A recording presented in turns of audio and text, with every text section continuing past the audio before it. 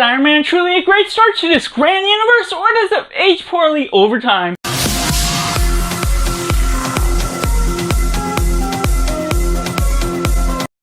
Welcome to Cinema, where we focus on the film. I'm Josh, this is Simply Cinema. Let me know in the comments below what you think of Iron Man. Is it good, bad, or somewhere right in the middle? What you thought of it, and how your thoughts changed. Make sure to like this video if you enjoy it, subscribe if you're not already, so you don't miss out on any of the future MCU reviews as I'm leading up to Deadpool and Wolverine. So let's join in the community, have a nice discussion, and get right into Synopsis. After being held captive in an Afghan cave, billionaire engineer Tony Stark creates this weaponized suit to fight against evil. Starting with the positive, overall there's a lot to say about this film that is so good with the nature of what it is emitting from its pure screen of cinematography and just everything it brings out. Iron Man wasn't a character that was well known from the comics at this time, and so bringing it to the screen could have been a little bit of a risk. They weren't expecting this huge franchise that would be coming up that we see today, and it's still coming out. And just what we get from Jon Favreau as the director, he has a great sense of ability to combine comedy as well as drama, and how that intermix with the sense of war and drama, a tiny bit of romance sprinkled in there, and just this war element that combines so many superhero fatigues into something that is just very different than we often get from this genre. Well, it combines some elements that we see in the early 2000s superhero films, Spider-Man, the X-Men films. What we see is passed over into this a little bit here and there, but Jon Favreau still has his sense of style with his directing that follows suit with how he builds things up, how he builds a structure and 3-act things to this film, and what that turns out to be has a comedic intrigue that elevates the film that much more. Bringing in Robert Downey Jr. coming off of sort of a troubled time in his life just brings such a grand performance that feels still understated for its time, and what that all brings out to the table, bringing in Terrence Howard playing his best friend as what will become the War Machine.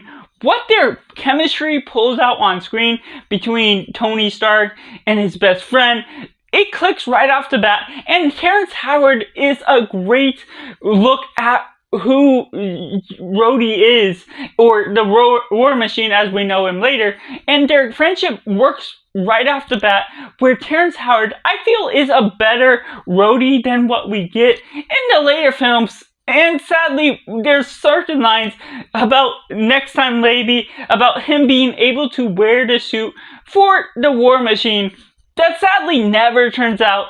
But still, that's not a knock on the film, because this, whatever personal problems went on in the background for how it went on later on, but just generally what we get out of that is still great to be had. Just their chemistry, and then having Gwyneth Paltrow as Pepper Potts. She doesn't have a huge role, she's sort of shadowed, but her role is perfect for what it's providing, because Tony Stark, before he gets captive in the cave, is just this stuck-up playboy, is sort of not humble at all. And how you get that arc once he gets trapped and feels irresponsible for any of the things he's doing, and then he gets exposed to the nature of things that are going out in the background, and getting exposed to that, he has to humble himself, getting 3 months in that cave, and just how he has to build himself out, and going into Jensen as a character.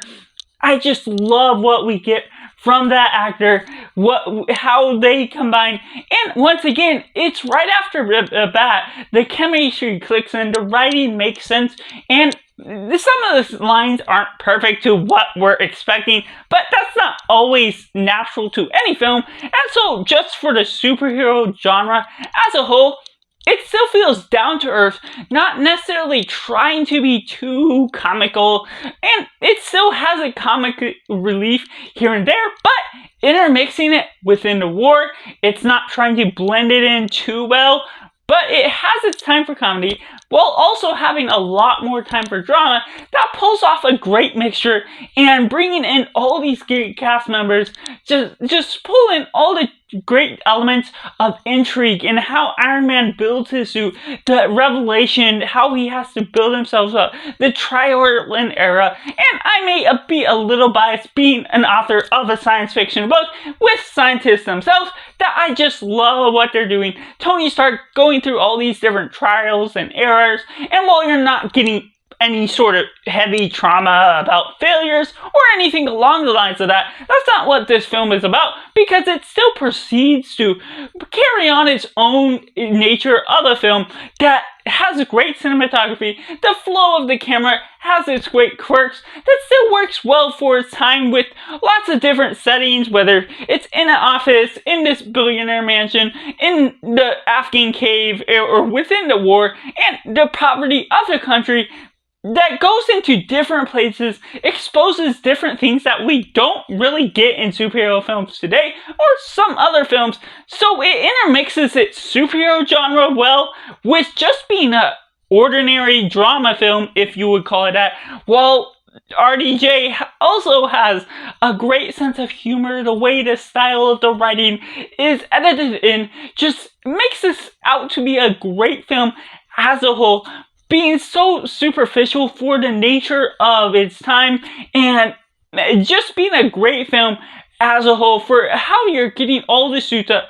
And me having not been into watching superheroes at the time, I wasn't really allowed to get into that genre. There's one time I had an overnight with her friends, and with my experience, this sort of exposed me. It didn't launch me into watching all the films, because I might have watched this a year or two after it released in theaters. I didn't get into the superhero genre fully until Avengers came out in 2012, but even that wasn't in the theaters. And so just what that all pulled out still is inspiring based on the nature of watching this film as something that didn't kick me into gear of watching all the films that come after it. So it stood on its own and really works still well on its own, while still having a great post-credit scenes setting up and hint at what we're looking into the future that would have been so much bigger at the time had I known more about the comic leading into the Avengers Initiative.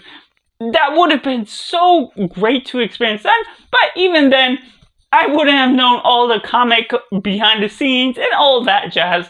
But still, even now, it is neat to see how this film is well written, put together by Jon Favreau, all the actors pulling on their best. I'd like to also take mention of Jeff Bridges, who plays Obadiah Stane, what that all pulls out of the film as a whole, just the twist that goes about with his character, and the dominating villain that really pulls off this stunt of what you're getting with this film. It isn't a top tier sort of villain of what we've gotten from the MCU before, but it is still down to earth, just like the blend of themes of humility that Tony Stark has to go through becoming the Iron Man, and all that plays in with the nature of Obadiah Stane's character, just intermixes well to the nature of the film and the themes that have to progress as a whole. And going into some of the mixed elements, there's some things where there's weird one-off things that, yes, Tony Stark was once a playboy. There's certain scenes that are unfitting to how the MCU is feeling today, or in general the flow of where it connects. It stands out a little bit from the rest of the franchise, but it makes sense to that role, what they're doing. They're not showing too much because they're keeping it PG-13, but it also has this off sort of feel in certain scenes near the beginning, because they're also having this weird prologue that sets place a little bit further into the film, and then they send you back to 36 hours before, where they have to progress forward until you get to that one prologue scene. And so just how that is all structured is a little funky, just what the way they do with that. And then also going through the awkward stage that Tony sort of has when he's sort of stuck up on his own riches and all that, which makes sense to the character, what you're doing with that. He's not hateable even then, because you're understanding the comedic relief elements that it provides with the timing of switching from one scene to the next. showing that Tony would be appreciative of a reward, and then showing that he's not there, not working, and what that all pulls off is pretty good, even within the mixed element type of standard that you're expecting out of this. There are certain pacing issues, maybe a little bit here and there, but all that to be said, I really enjoy this film for what it has to offer, and therefore I have to rate this film a simply 9 out of 10. Let me know down in the comments below what you think of Iron Man. Was it good? Was it bad? Or somewhere right in the middle? Let me know what you think of the start of the MCU, where it has come today, and make sure to like this video if you enjoy it, subscribe if you're not already so you don't miss on any of the upcoming MCU reviews coming soon to this channel, as well as so much other content that I'll be providing for you coming up in this state. So thank you for watching. Make sure to do yourself a favor and go watch a movie.